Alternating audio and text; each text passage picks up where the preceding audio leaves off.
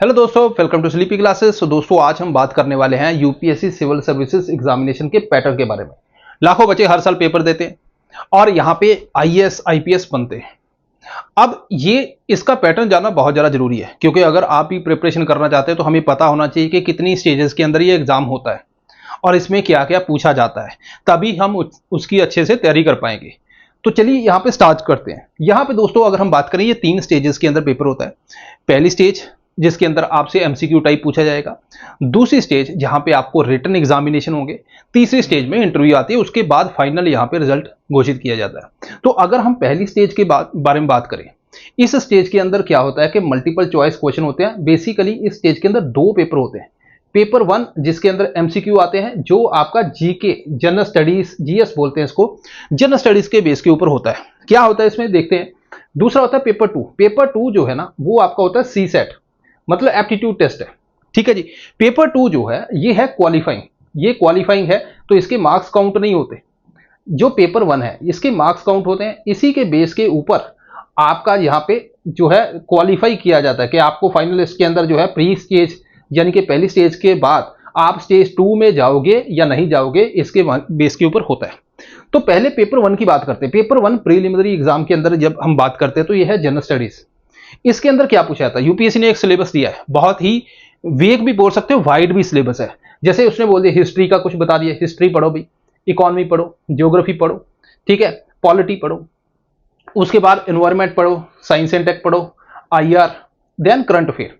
तो current affair भी के 1 साल 2 साल है ना, इसके पूछे जाते हैं। तो ये सिलेबस दे दिया गया। यहाँ पे कोई कंक्रीट नहीं है कि भाई ये इतने चैप्टर पढ़ने हैं, कुछ नहीं है, राइट। तो आप इसकी तैयारी करते हो, उसके बेस के ऊपर यहाँ पे आपको 100 क्वेश्चन पूछे जाते हैं, एमसीक्यू होते हैं, एंड ये 200 मार्क्स के होते हैं। तो मतलब 2 मार्क्स का एक क्वेश्चन, 2 घंटे आपको मिलेंगे। अगर गलत किया तो यहाँ पे नेगेटिव मार्किंग भी आपकी होती है। अब अगर इसका मैं कट ऑफ देखूं तो कितनी जाती है 200 मार्क्स में से। आप बोलोगे सारा साल पढ़ते हैं तो बहुत जाती होगी, नहीं। इसकी कट ऑफ भी क्या है कि ये आती है 75 से लेके 90 के बीच में। तो रिसेंट टाइम में 80 यहाँ पे इसके आसपास आ गई है। तो आप समझो कि 200 मार्क्स में इतनी कट ऑफ जाना, तो इट मींस कि पेपर जो है टफ होता होगा, बिल्कुल टफ होता है। पेपर के अंदर अब इस साल की बात करें तो यूपीएससी ने बहुत से क्वेश्चन ऐसे बोले जिनको वेग भी बोला गया। तो लेकिन इस सिलेबस में एक चीज कंसिस्टेंट है, इसमें से यूपीएससी 50 से 60 सवाल पूछता ही पूछता है। अब इसी के बेस के ऊपर अगर आप देखोगे तो यहाँ पे 100 से 120 मार्क्स का जो आपको पेपर पूछा जाता है सिलेबस में से, उसी में से आपको इतने लेने हैं, ऐसा समझो। बाकी भूल जाओ, बाकी है ही नहीं। तो बाकी क्वेश्चन क्यों डाले जाते हैं, वो बेसिकली आपके ऊपर प्रेशर डालने के लिए। पहला क्वेश्चन बड़ा टफ आ गया, आपको आता नहीं, दूसरा बड़ा टफ आ गया, आपको आता नहीं, आप प्रेशर में आ गए, तीसरा इसमें से आ गया, आपने गलत कर दिया, तो क्या आप प्रेशर को हैंडल कर पाते हो। अब यहां पे इट मीन्स कि मुझे ये भी स्किल सीखनी होगी कौन से अटेम्प्ट करने कौन से नहीं करने। तो ये यूपीएससी का फ्लेवर है। अब यहां पे आपको ध्यान ये रखना है कि इसकी जो तैयारी है इसमें स्किल का बहुत बड़ा रोल होता है। तो आपको स्किल इंप्रूव करनी होगी, मल्टीपल टेस्ट देने पड़ेंगे, और इसमें क्या गलतियां कर रहे हैं क्या नहीं, क्योंकि आपको इतना ही मिलेगा करने के लिए, इतने में से इतने आपके मार्क्स लेने हैं। अब इसी के अंदर जो है दूसरा होता है सी सेट। पहले इसके मार्क्स भी काउंट होते थे। मेडिकल आर्ट्स वाले ये कहते हैं कि यार इंजीनियरिंग वाले बेनिफिट ले जाते हैं, तो यूपीएससी ने इसको क्वालिफाइंग कर दिया। 80 सवाल पूछे जाते हैं 200 मार्क्स के 2 घंटे में। अब आपको ध्यान से क्या सोचना है कि इसमें चाहिए आपको 33% यानी कि 66 मार्क्स। आप कहोगे सर ये तो मैं वैसे ही ले लूंगा, इतना ईजी नहीं है। मैथ्स पूछा जाता है, यहाँ पे रीजनिंग पूछी जाती है, कॉम्प्रिहेंशन। तो यूपीएससी ने इतना टफ कर दिया कि इसको क्वालिफाई करना भी एक चैलेंज होता है। ठीक है। अब मान लीजिए पेपर 1 के अंदर जो है आपके जो मार्क्स है, लेट्स से कि 75 कट ऑफ है, आपके मार्क्स 110 आ गए, आपने कहा यार मैंने क्लियर कर दिया। पेपर 2 उसके अंदर आपके 40 मार्क्स हैं, तो आप समझो ये भी खत्म हो गया। तो जब तक क्वालिफाई नहीं करते पेपर 2 के अंदर आप जो काउंट नहीं होगा। अब ये स्टेज 1 के अंदर जो मार्क्स है उसके बेस के ऊपर एक यहाँ पे क्वालिफाइंग लिस्ट आती है कि जिन्होंने स्टेज 2 के लिए कौन कौन से बच्चे जाएंगे। तो अगर मान लीजिए 5-5.5 लाख बच्चे पेपर दे रहे हैं, डिपेंड करता है सीट कितनी है, अराउंड 10,000 के आसपास बच्चे यहाँ पे ले लिया जाता है और यहाँ पे नेक्स्ट स्टेज पे चला जाता है। तो यहाँ पे ये स्टेज 1 है। जो स्टेज 2 है वो अलग टाइप की स्टेज है, वो आपका अलग करेक्टर जज करती है। अब यहाँ पे दोस्तों इसी के साथ अगर हम देखें, स्लीपी क्लासेस एक एडवांस मेंटरशिप कोर्स लेके आए। मैं आपको बताता हूँ इसका रीजन क्या है। देखो नॉर्मली हम क्या करते हैं, नॉर्मली हम लाइव क्लासेस ले ली सर, टेस्ट सीरीज ले ली, आंसर राइटिंग कर ली विद वैल्यूएशन, इतना काम होता है। जो मेजर चैलेंज आता है वो इसने स्लीपी क्लासेस ने सॉल्व किया है। क्या आता है, अब डेली टारगेट, आप डिसिप्लिन नहीं रह पाते, आज पढ़ लिया कल देखते हैं परसों देखते हैं, तो ऐसे टाइम चला जाता है, लास्ट में याद आता है हमने पूरा साल पढ़ा नहीं। तो डेली टारगेट, अब मान लीजिए फेल हो गए तो रीजन लिखो, क्यों आज टारगेट क्यों नहीं कंप्लीट हुआ।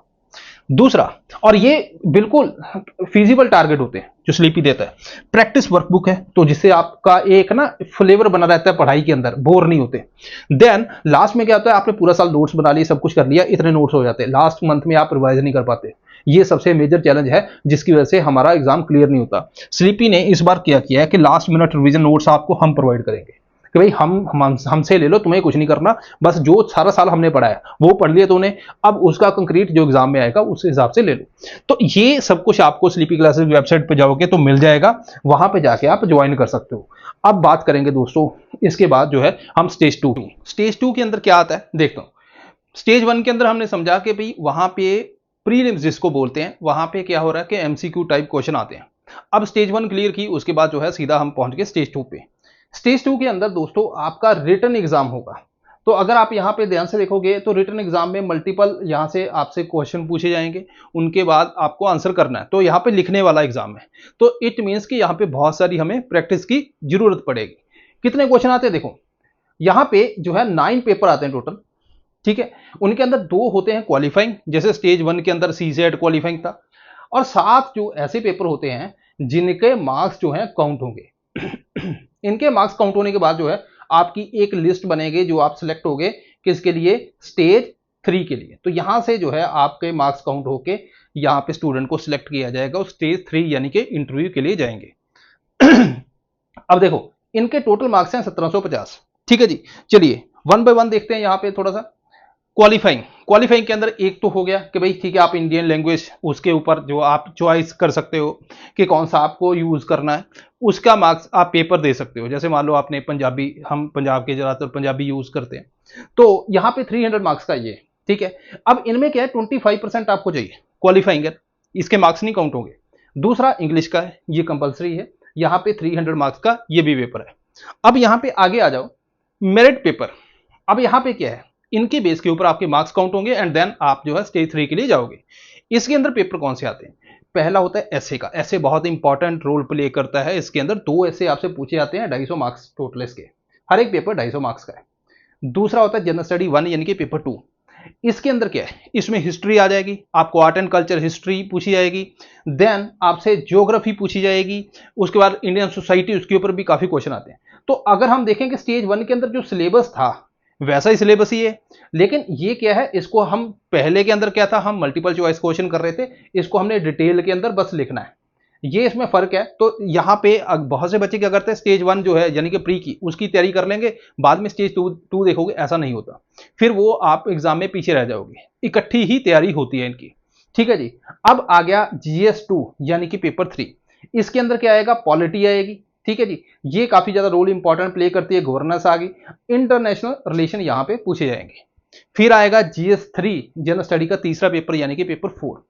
इसके अंदर क्या होगा, इस पे मेजर फोकस किस पे रहता है, इकोनॉमी पे। उसके बाद साइंस एंड टेक आ गया, एनवायरमेंट आ गया, सिक्योरिटी आ गई, डिजास्टर मैनेजमेंट, तो इनके ऊपर क्वेश्चन पूछे जाएंगे।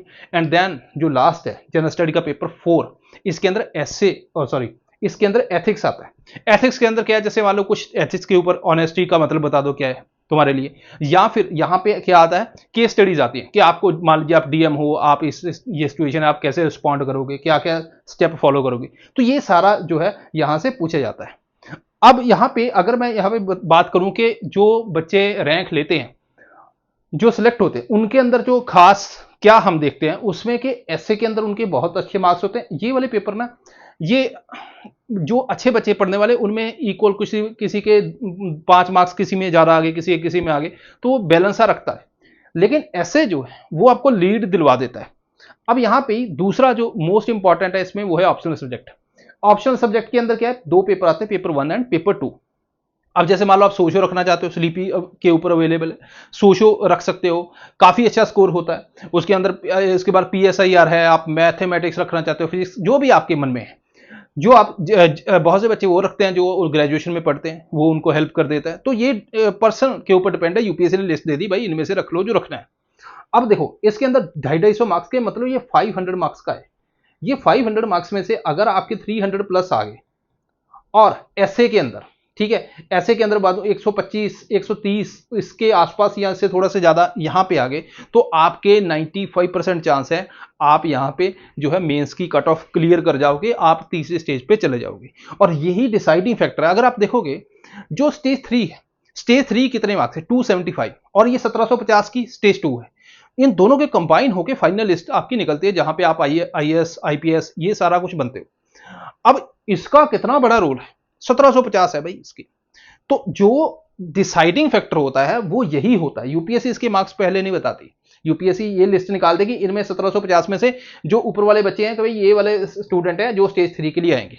तो स्टेज 3 आपका रैंक हो सकता है, इंटरव्यू के अंदर आपके अच्छे मार्क्स आ गए स्टेज 3 के अंदर तो आप थोड़ा सा रैंक इंप्रूव हो जाएगा, वो उस तरह से होता है। जहां जो बहुत ही लास्ट में था वो अगर अच्छे मार्क्स नहीं आए तो बाहर हो जाएगा। इतना फर्क पड़ता है, मेजर फर्क नहीं है। 1750 क्योंकि जो स्टेज 2 है उसके है। अब स्टेज 3 के अंदर क्या है, पर्सनैलिटी टेस्ट यानी कि इंटरव्यू आपकी होगी। अब यहां पे वो आपकी नॉलेज नहीं जज करेगा, उसको पता है 1 स्टेज क्लियर करके है, 2 करके है, तो इसको नॉलेज तो है। तो वो सीधा आपसे बैठते हैं, आपकी बात सुनते हैं, आपको बोलते हैं कुछ के मान लीजिए आप आईएएस क्यों बनना चाहते हो तो आपको आंसर देना है, आप ऑनेस्टली दे पाते हो। अगर आपको नहीं आता आप ऑनेस्टली बोलो सर मुझे नहीं पता इसके बारे में, तो मार्क्स ऐसा नहीं कि मार्क्स कट जाते हैं, वो बेसिकली आपको जज करते हैं पर्सनैलिटी को रेदर देन आपकी नॉलेज को। 275 मार्क्स का ये जो है स्टेज होती है। अब इसके बाद जो है टोटल लिस्ट निकाली जाएगी किसका रैंक 1 2 3 इस तरह से, देन आपको अपने रैंक के हिसाब से चॉइसेस जो बचती हैं आईएएस आईपीएस क्या बनोगे उस हिसाब से वो मिलती हैं। अब देखो क्या एग्जाम ये इजी है, नहीं ये टफ है क्योंकि ये पूरा साल डिसिप्लिन मांगता है, लेकिन रिवॉर्ड भी उतना बड़ा है। तो उस हिसाब से अगर हम देखें जितना टफ एग्जाम है उतना बड़ा ही यहाँ पे रिवॉर्ड है। अब यहाँ पे आपको कितना टाइम लगे, 1 साल आपको चाहिए प्रेपरेशन के लिए डिसिप्लिन के साथ, प्लस 1 साल आपको चाहिए ये एग्जाम देने के लिए। मई के अंदर जो है प्री स्टार्ट हुआ तो नेक्स्ट ईयर मार्च अप्रैल में फाइनल रिजल्ट आता है, तो 1 साल निकल ही जाता है। 2 साल की प्रिपरेशन है, 2 साल में आप अगर डिसिप्लिन के साथ पढ़ते हो तो आपके चांसेस है आप एग्जाम क्लियर कर जाओगे। तो ये है दोस्तों जो भी 2027-28 में एग्जाम देना चाहते हैं उनको मैं एक बात बोलूंगा, कभी भी स्टेज 1 यानी कि प्री की तैयारी कर ली कि स्टेज 2 की बाद में देखें, ऐसा मत करना। इकट्ठी तैयारी करो, कॉम्प्रिहेंसिव तरीके से तैयारी करो, डिसिप्लिन के साथ तैयारी करो, तो आपकी मेहनत एक ना एक दिन रंग जरूर लाएगी। सो दिस इज ऑल दोस्तों, मिलते हैं नेक्स्ट टाइम, थैंक यू।